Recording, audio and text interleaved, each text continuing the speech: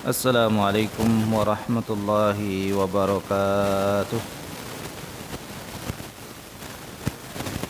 Alhamdulillah, nahmaduhu wa nasta'inuhu wa nastaghfiruh wa na'udzu billahi min shururi anfusina wa min sayyiati a'malina. May yahdihillahu fala mudhillalah wa may yudlilhu fala hadiyalah. Asyhadu an la ilaha illallah wahdahu la syarikalah wa asyhadu anna Muhammadan abduhu wa rasuluhu la nabiyya wa la rasula ba'dah. Yaqulu tabaraka wa ta'ala fil Qur'anil Karim, ya ayyuhalladzina amanu taqullaha haqqa tuqatih wa la tamutunna illa wa antum muslimun. Ya ayyuhalladzina amanu taqullaha wa qulu qawlan sadida yuslih lakum a'malakum wa yaghfir lakum dunubakum wa may yuti'illaha wa rasulahu faqad faza fawzan 'azima. Allahumma shalli ala Muhammad wa ala alihi wa sahbihi wa man tabi'ahum bi ihsanin ila yaumiddin. Jamaah sekalian, nasyadakumullah. Alhamdulillah, bersyukur kepada Allah Subhanahu wa taala, di malam hari ini Allah Subhanahu wa taala masih memberikan kepada kita banyak sekali kenikmatan.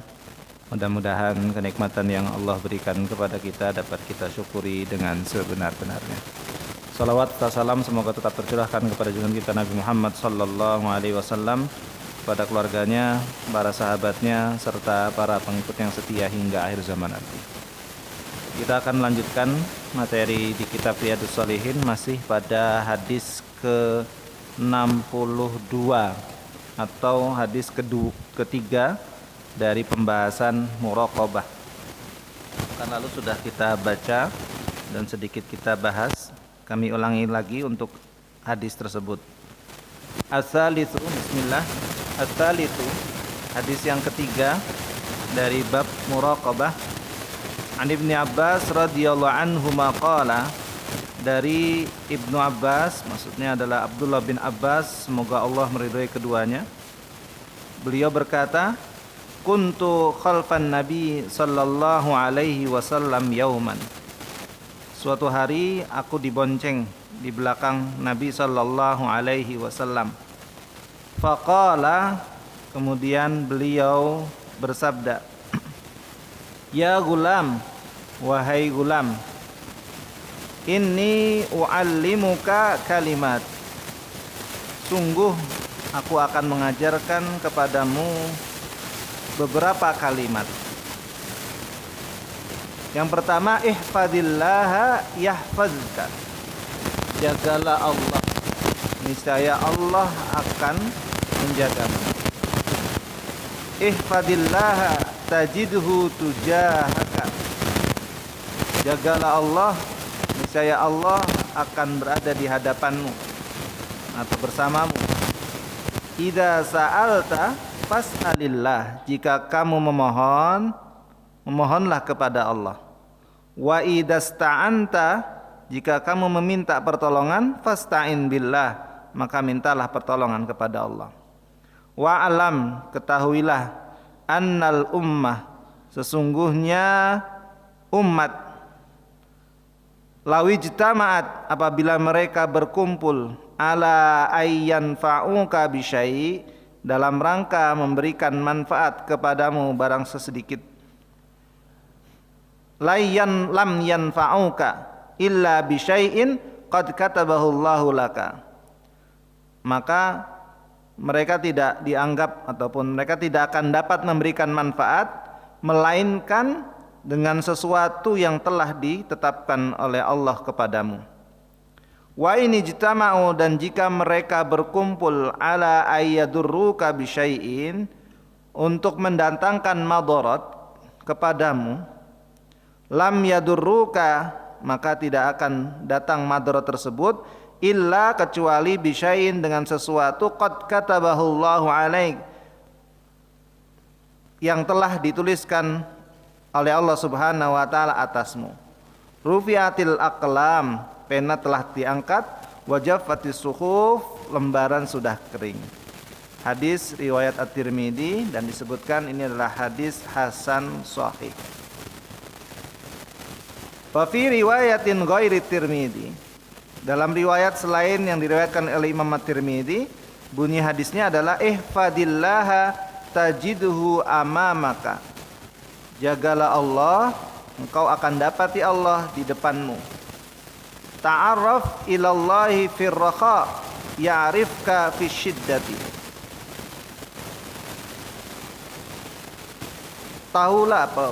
Ketahuilah Allah ketika kamu dalam kondisi ar-raha, senang, niscaya Allah akan mengenalimu pada waktu engkau susah. Wa'alam, dan ketahuilah, anna ma akhta'aka lam yakun liyusibaka. Sesuatu yang memang sudah terlepas darimu tidak akan mengenai dirimu. Wa ma asabaka, dan apa yang mengenaimu, lam yakun liyukhti'aka, maka tidak akan meleset dari dirimu. Wa'alam anna nasra ma'as sabri. Ketahuilah bahwasanya kemenangan itu bersama dengan kesabaran. Wa annal faraj, dan juga kelapangan itu bersama dengan kesukaran. Wa anna ma'al usri yusra, dan bersama dengan kesulitan itu ada kemudahan. Musnad Imam Ahmad, hadis yang ke-2803. Hadis ini diriwayatkan oleh Abdullah bin Abbas radhiyallahu anhuma, masih saudara dengan Rasulullah SAW. Pada waktu itu beliau masih dalam kondisi anak-anak, makanya kemudian dibahasakan ya gulam, wahai gulam. Ini panggilan bagi anak yang menjelang waktu balik. Dan pada waktu itu diperkirakan umur Abdullah bin Abbas 10 tahun. Beberapa nasihat kalimat di sini maksudnya adalah kalimat berkenaan dengan nasihat dari Rasulullah SAW. Yang pertama, apa yang dinasihatkan oleh Rasulullah SAW kepada beliau adalah ihfadillah, jagalah Allah. Maksudnya apa?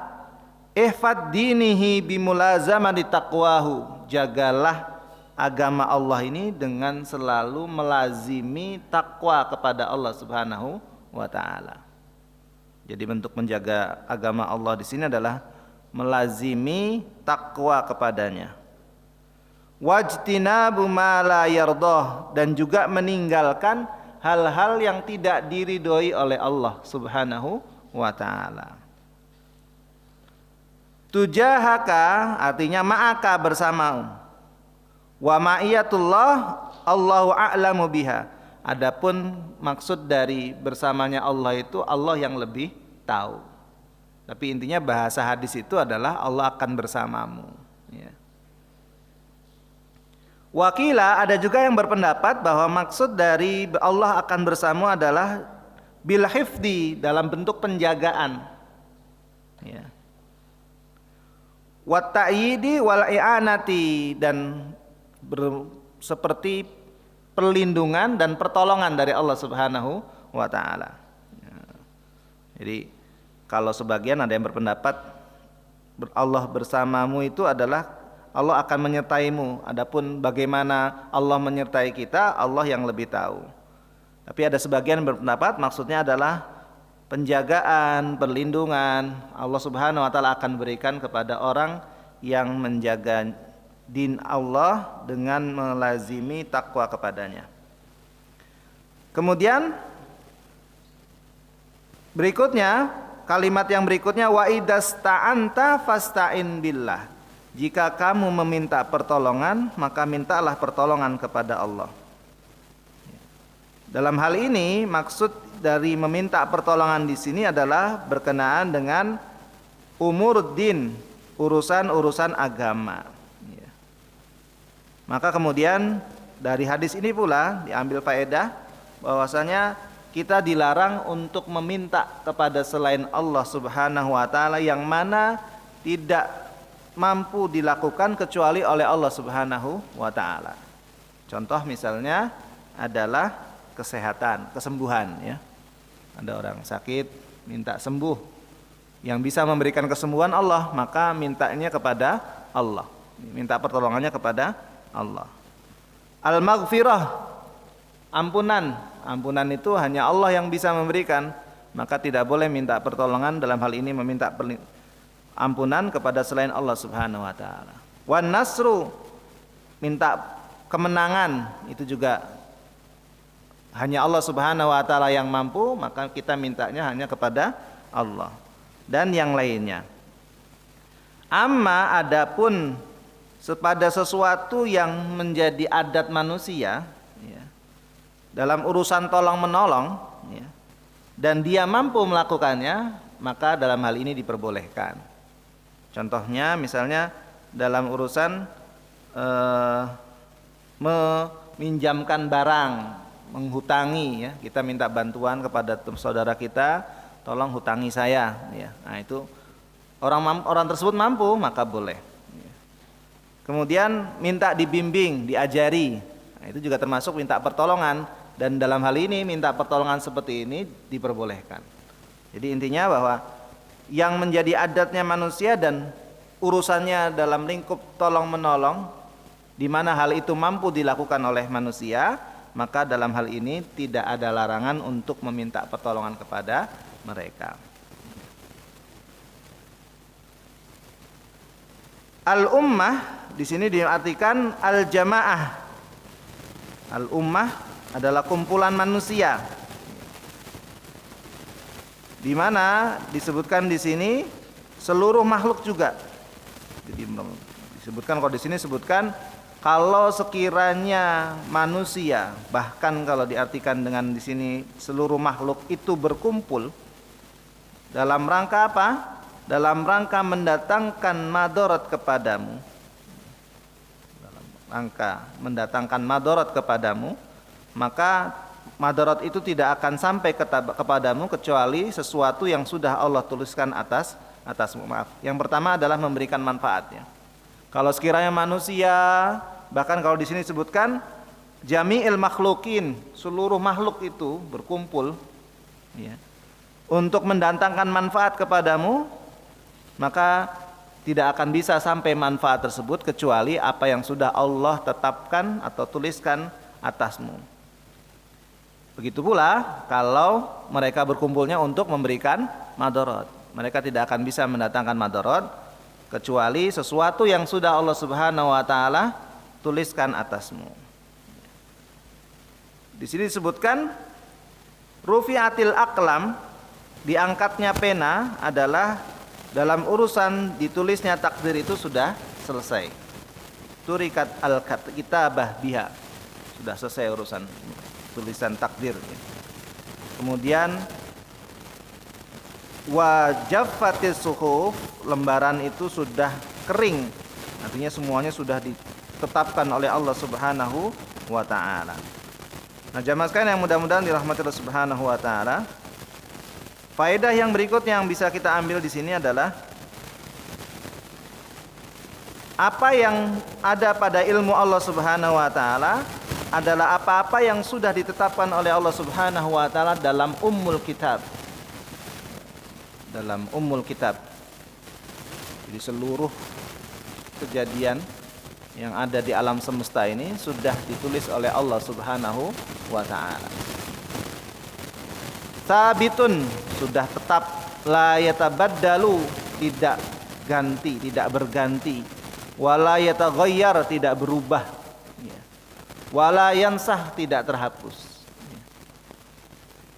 Jadi ini kembali kepada bahwa urusan takdir ini sudah ditulis oleh Allah Subhanahu wa taala. Dan takdir itu akan diketahui oleh seseorang kalau sudah terjadi. Sekali lagi di sini yang kita yakini bahwa takdir itu sudah ditetapkan oleh Allah Subhanahu wa taala.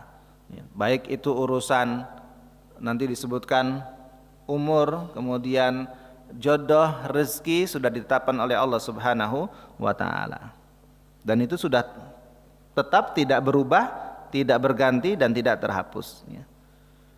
Itu ada hadis doa itu bisa merubah takdir. Maksudnya adalah dari takdir satu ke takdir yang lainnya itu sejatinya itu sudah ditulis oleh Allah Subhanahu wa taala.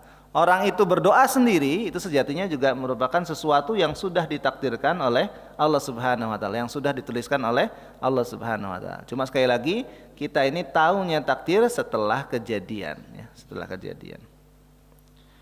Wa ma waqa'a wa ma sayaqa'u kulluhu ma'lumun lillah. Seluruh yang sudah terjadi maupun yang akan terjadi semuanya sudah diketahui oleh Allah Subhanahu wa taala.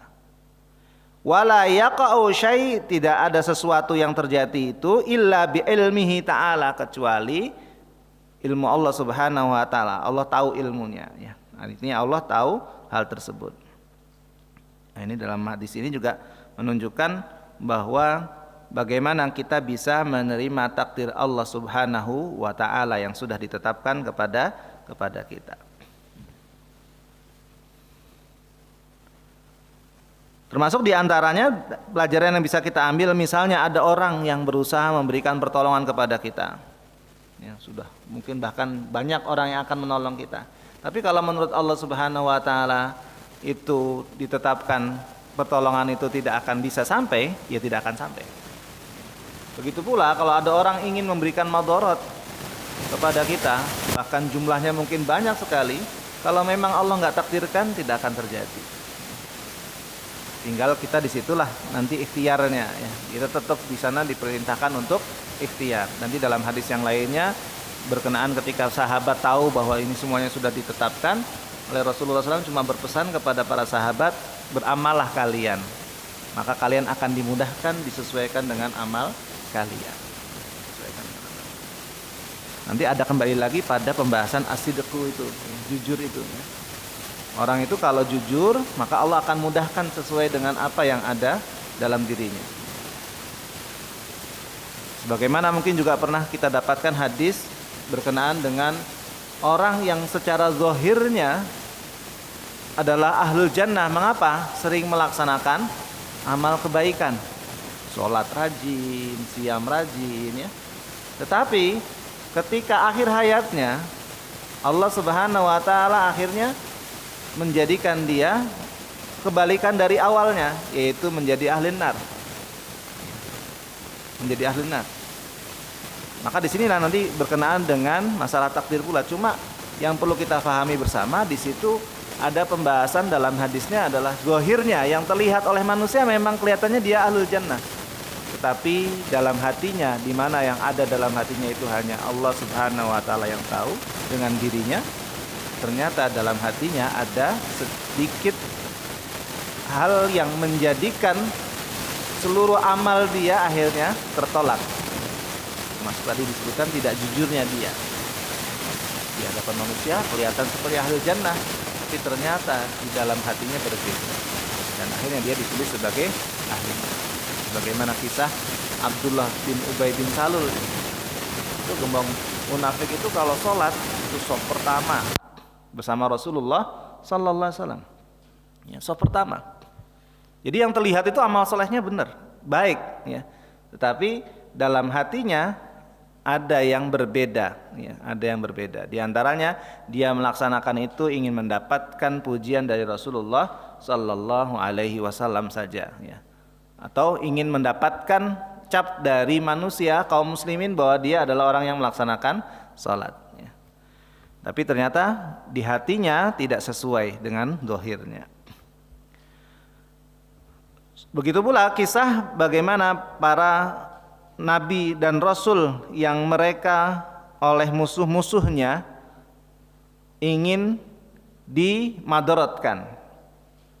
Dari mulai kisah Nabi Nuh alaihi salam ya, sampai Rasulullah sallallahu alaihi wasallam. Bagaimana nanti Nabi Nuh alaihi salam oleh Allah Subhanahu wa taala dijaga.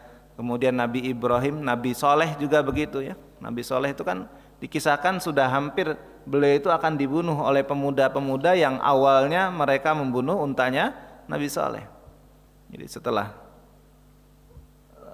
untanya dibunuh, para pemuda itu datang kepada pembesar sampai akhirnya kemudian mereka sepakati kelanjutannya adalah yang dibunuh adalah Nabi Soleh. Tapi Allah Subhanahu wa taala kemudian menjaga beliau ya, menjaga beliau. Nabi Hud juga begitu ya, Nabi Hud alaihi salam. Nabi Ibrahim alaihissalam, seluruh manusia pada waktu itu bersepakat untuk memberikan madarat dengan apa? Membakar beliau. Tetapi ternyata apa? Allah Subhanahu wa taala tidak menetapkan hal itu terjadi kepada Nabi Ibrahim. Artinya kemadaratan tidak terjadi kepada Nabi Ibrahim.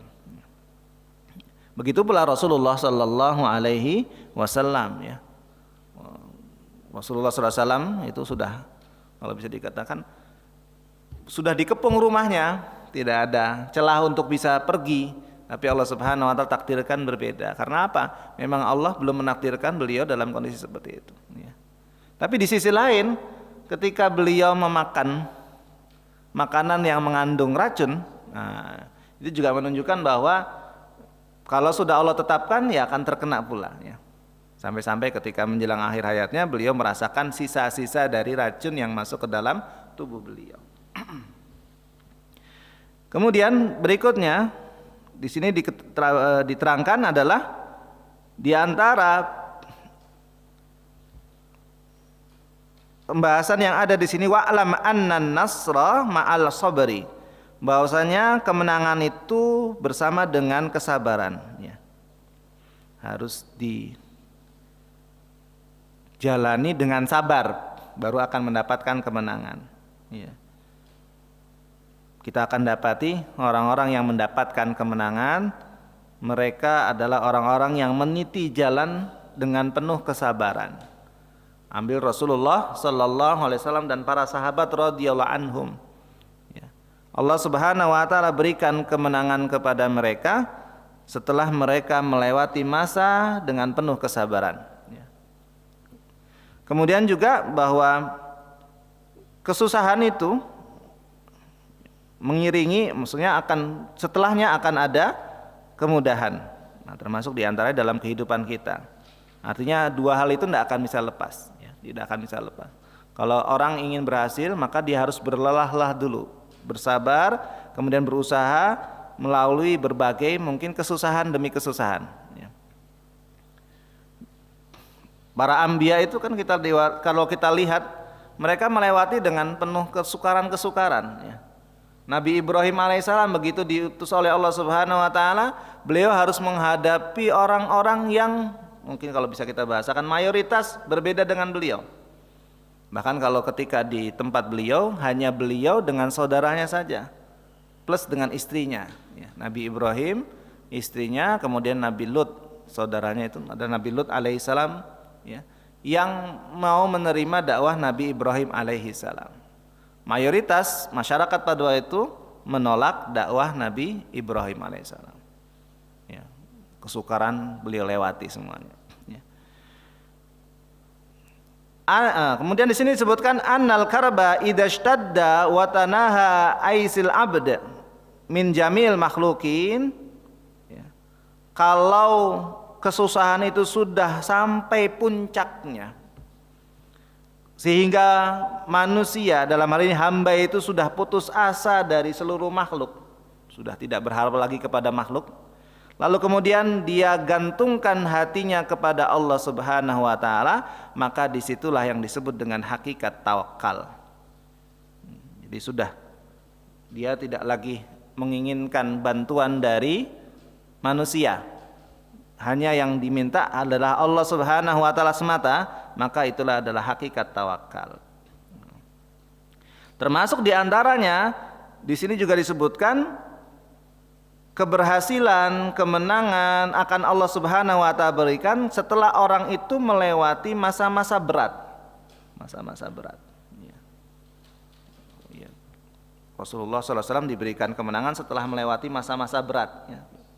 Setelah masa-masa susah, bahkan dibahasakan di situ sudah seolah-olah tidak ada yang lainnya yang bisa dijadikan tempat bergantung kecuali Allah Subhanahu wa taala. Kemudian yang berikutnya faedahnya adalah al-haditsu, hadis ini yadullu ala usulil azim.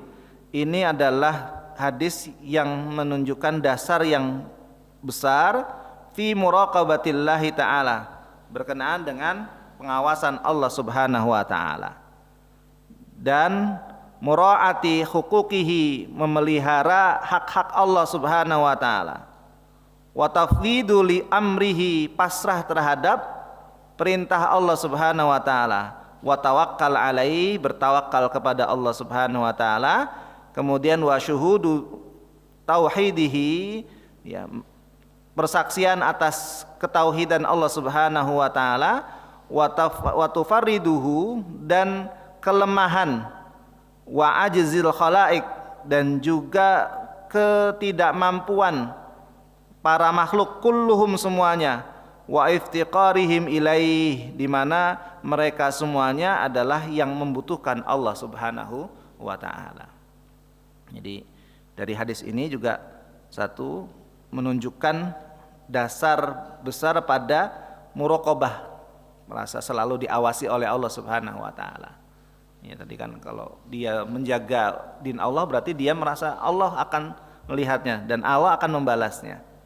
Termasuk menjaga hak-hak Allah, pasrah terhadap perintah Allah Subhanahu wa taala, tawakal kepada Allah, dan merupakan bentuk persaksian atas tauhidnya Allah Subhanahu wa taala, keesaan Allah Subhanahu wa taala. Dan di sini yang paling juga adalah kelemahan dan ketidakmampuan makhluk semuanya dan rasa butuh mereka kepada Allah Subhanahu wa taala. Kalau dalam Al-Qur'an Allah menyebutkan dalam surat Fatir ayat 15, ya ayyuhan nas antumul fuqara ilallah. Hai manusia, kalian itu semuanya membutuhkan Allah, iftiqar, ya. Dari biasanya kita kenal dengan kata fakir. Fakir miskin, fakir orang yang membutuhkan pertolongan orang lain. Ya, dari kata itulah kemudian bisa ambil iftiqar, membutuhkan ilallah, kepada Allah Subhanahu wa taala. Ya. Wallahu wal ghaniyul hamid. Adapun Allah, dia yang maha ghani, tidak butuh siapa-siapa, ya. Al-Hamid, maha terpuji. Nah, dari sinilah kemudian disebutkan oleh ulama bahwa al-iftiqar ilallah lubbul ubudiyah. Rasa butuh kepada Allah itu merupakan inti ibadah seorang hamba kepada Allah Subhanahu wa taala. Ya, jadi dari ayat surat Fatir ayat 15 ini ada ulama yang menyebutkan bahwa al-iftiqar ilallah, rasa butuh kepada Allah itu merupakan lubbul ubudiyah, inti peribadahan seorang hamba kepada Allah Subhanahu wa taala. Ketika seorang itu butuh kepada Allah Subhanahu wa taala, maka dia akan lakukan ibadah dengan sebaik-baiknya. Ya. Sama halnya sejatinya dengan kita ketika kita bermuamalah dengan orang lain. Ya. Kalau kita butuh kepada orang lain, maka kita akan berusaha sebaik mungkin bermuamalah dengannya. Ya. Kalau mungkin berada dalam satu kantor atau mungkin tempat kerja kah, pabrik kah, ketika orang itu butuh terhadap pekerjaan dia, maka dia akan melaksanakan pekerjaan itu dengan sebaik mungkin. Peraturan akan dijaga, dia laksanakan, ya. Seluruh hal yang dilarang tidak dia lakukan, dia tinggalkan. Karena apa? Karena dia merasa butuh kepada pekerjaan tersebut. Ya. Tapi kalau tidak butuh, apalagi mungkin kalau bahasanya freelance, ya. Kalau butuh baru dipanggil, ya. Itu kalau sudah nggak butuh, mau datang ya seenaknya, ya, dan lain sebagainya. Sama halnya sejatinya sekali lagi ketika seorang hamba itu beribadah kepada Allah karena didasari butuhnya dia kepada Allah Subhanahu wa taala, ya, maka dia akan melaksanakan ibadah itu dengan sebaik mungkin karena kita butuh Allah Subhanahu wa taala.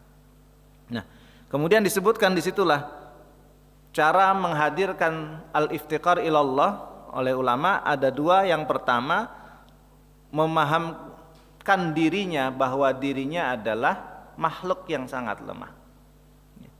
Terkadang orang itu nggak sadar kalau dirinya makhluk yang sangat lemah, makanya perlu difahamkan, perlu ditekankan bahwa dirinya itu sangat lemah. Sehebat apapun seseorang, sejatinya di hadapan Allah tidak ada apa-apanya. Dari sisi ilmu, setinggi apapun ilmu seseorang, maka kalau sudah berhadapan dengan Allah tidak ada apa-apanya. Sehebat apapun kekuatan seseorang, kalau sudah berhadapan dengan Allah Subhanahu wa taala sudah tidak ada apa-apanya. Sebanyak apapun harta yang dimiliki oleh seseorang, kalau sudah berhadapan dengan Allah Subhanahu wa taala maka tidak ada apa-apanya. Kita ingat kisah kaumnya Nabi Saleh, kaum Samud. Mereka itu kaum yang oleh Allah Subhanahu wa taala diberikan kelebihan, satu, jasmaninya, badannya lebih besar daripada kaum-kaum sebelumnya. Plus dengan apa? Otak mereka lebih encer daripada, kalau bahasa kita itu, lebih encer daripada sebelumnya, lebih pinter. Makanya kemudian Allah Subhanahu wa taala berikan mereka kelebihan bisa membuat tempat tinggal dari gunung batu yang mereka pahat. Ya. Ada juga istana dari batu. Ya. Dan itu oleh Allah Subhanahu wa taala diberikan tanda dengan apa? Beberapa bekasnya masih ada. Ya. Yang kita kenal dengan Madain Saleh. Walaupun ini ada agak sedikit berubah sekarang ya.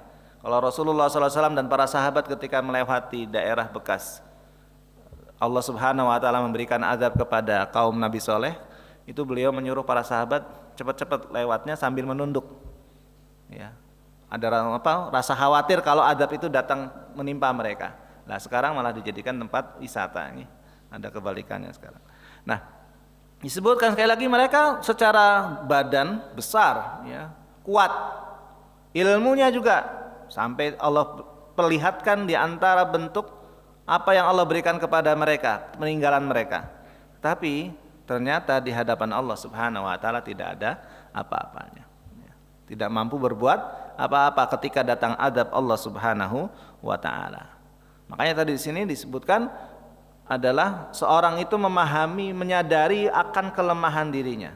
Sehebat apapun dirinya, maka kalau sudah berhadapan dengan Allah Subhanahu wa taala tidak ada apa-apanya. Dan Allah sendiri sebenarnya dalam Al-Qur'an sudah mengingatkan kan. Kita dulunya dalam kondisi lemah, kemudian Allah berikan kekuatan demi kekuatan sampai puncaknya nanti Allah turunkan kembali kekuatan itu menjadi lemah kembali. Dan sejatinya itu juga merupakan salah satu di antara tanda dari Allah yang menunjukkan bahwa kita ini makhluk yang sangat lemah. Dan itu harus kita sadari. Yang kedua adalah memahami keagungan Allah Subhanahu wa taala. Jadi untuk menghadirkan rasa butuh kepada Allah Subhanahu wa taala itu adalah bagaimana kita memahami keagungan Allah Subhanahu wa taala. Makanya ada dalam kalimat la haula wala quwata illa billah. Ya, la haula wala quwata illa billah. Biasa kita ucapkan dengan arti tidak ada daya dan upaya kecuali dari Allah Subhanahu wa taala. Kalau mau lebih dalam lagi, diartikan haula itu dari kata hala yahulu. Tidak ada yang dapat memberikan penghalang. Maksudnya apa? Penghalang dari perbuatan maksiat. Wala quwata, dan tidak ada yang bisa memberikan kekuatan kepada kita untuk bisa beramal soleh illa billah, kecuali Allah. Nah, jamaah sekalian yang mudah-mudahan dirahmati Allah Subhanahu wa taala, itu sedikit tambahan pada pembahasan yang terakhir tadi, bahwasannya dari hadis ini yang bisa kita ambil adalah bagaimana seorang itu mengakui kelemahan dan ketidakmampuan makhluk semuanya dan rasa butuh mereka kepada Allah Subhanahu wa taala. Hadis ketiga atau hadis yang ke-62 selesai, kita akan lanjutkan ke hadis berikutnya. Hadis keempat, Ar-Rabi'u, hadis keempat dari pembahasan muraqabah.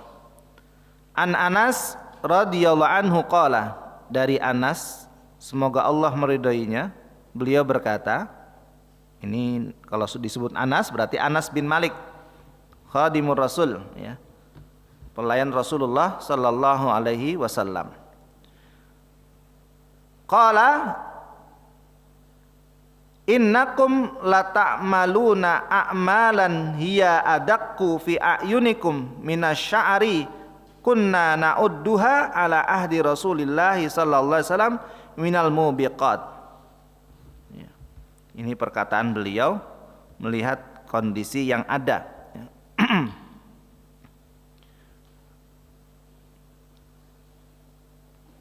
Beliau berkata, innakum, sesungguhnya kalian, la ta'maluna, sungguh akan melaksanakan a'malan, amalan-amalan, hiya adakku fi a'yunikum minasy'ari, di mana maksud di situ amalan-amalan dosa yang menurut kalian lebih ringan di mata kalian daripada rambut, ya, daripada rambut. Kunna na'udduha, di mana ketika pada diri kami, ya, kalau itu terjadi ala ahdi Rasulillah sallallahu alaihi wasallam, ya, pada masa Rasulullah sallallahu alaihi wasallam, minal mubiqat, kami anggap itu hal-hal yang menyebabkan sengsara, menyebabkan binasa. Kami ulangi lagi, sesungguhnya kalian itu akan melakukan ataupun mengamalkan amalan-amalan dosa yang dianggap kecil di mata kalian daripada rambut. Padahal ya, menurut kami ya, pada masa Rasulullah SAW, hal-hal tersebut adalah hal-hal yang membinasakan atau merusakkan. Hadis ini diriwayatkan Bukhari, hadis yang ke-6492. Ya. Wa qala al-mubiqat al-muhlikat. Ya. Dikatakan al-mubiqat di situ adalah maksudnya al-muhlikat, hal-hal yang membinasakan.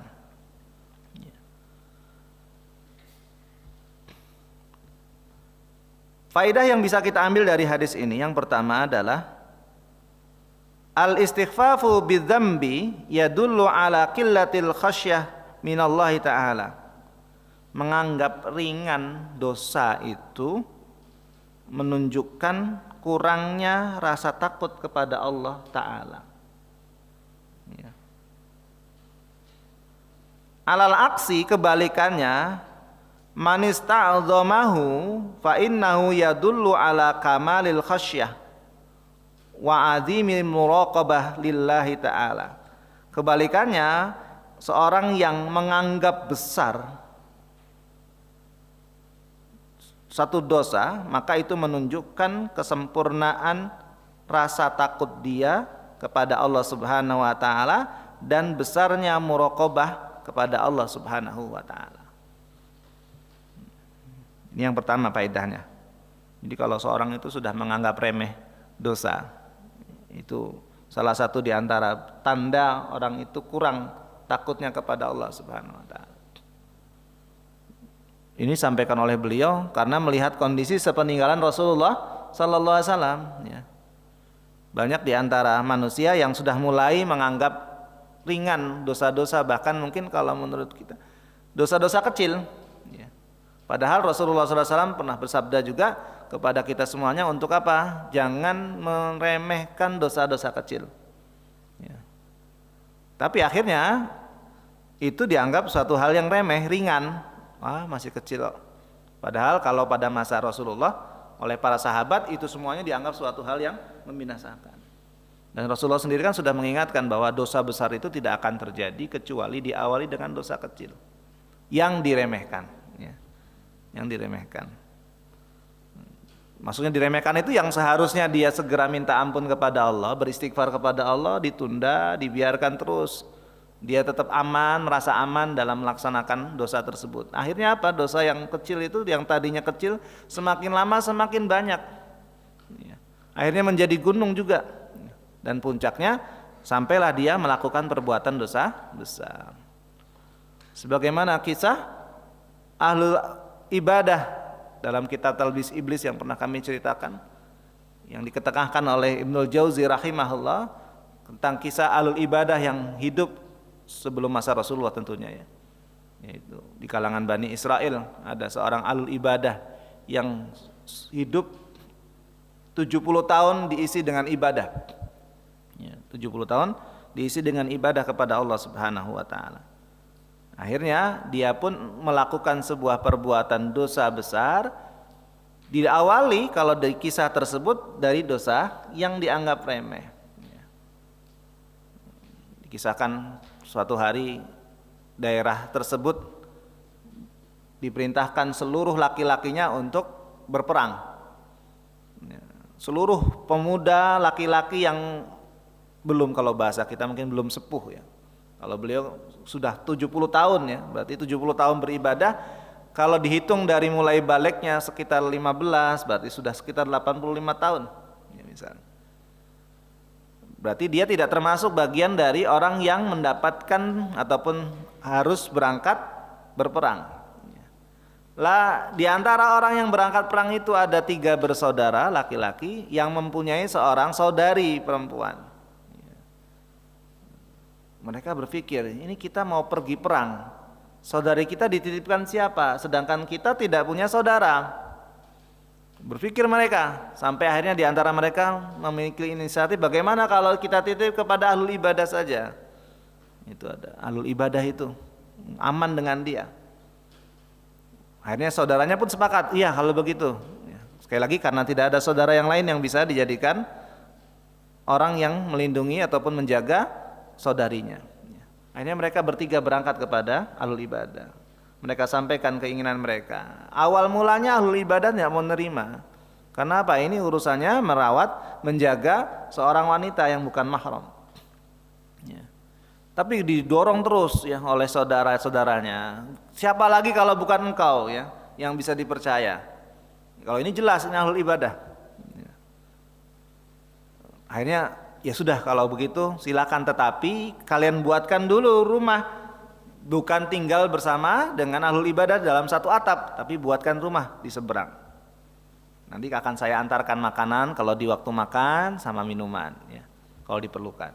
Akhirnya dibuatkan tempat, ya. Tempat yang masih bisa dipantau oleh ahlul ibadah. Ya. Lama-kelamaan awal mula aman ya, ketika ahlul ibadah itu ngantar makanan, taruh di depan pintu, diketok, ditinggal. Lagi ketok tinggal ya. Sampai kemudian setan berbisik kepada ahlul ibadah, alangkah baiknya, nah kan bahasanya, alangkah baiknya kalau makanan itu dipastikan diterima oleh wanita yang ada di dalam, jangan ditinggalkan begitu saja. Ditinggal diambil kucing misalnya, diambil orang lain ya. Ahlul ibadah berpikir ini kayaknya memang betul ya. Dia pastikan betul, begitu diketuk dia menjauh, lihat tangan perempuan tadi, oh ya sudah dia bawa masuk. Ya, sudah satu, dibiarkan begitu saja. Akhirnya kemudian datang lagi bisikan dari setan. Sekiranya kamu menanyakan kondisinya, ya, paling tidak diajak ngobrol. Ya. Mengapa orang ditinggal lama tidak ada yang ngajak ngobrol nanti? Ya, kalau mungkin bahasa kita mungkin stres kah, depresi kah, ya nggak ada teman ngobrol. Coba diajak ngobrol ya supaya ada teman ngobrol. Walaupun kamu berada di luar, dipikir-pikir ulang oleh ahlul ibadah, kayaknya betul juga ya. Sesekali disapa. Dan seterusnya mulai sedikit demi sedikit dosa itu berlaku terus sampai puncaknya akhirnya dia melakukan perbuatan zina, dan dari perzinahan itulah lahir seorang anak. Lah saking kalutnya akhirnya setan datang lagi kepada ahlul ibadah, ya sudah kamu bunuh saja daripada kamu takut dengan dosa kamu.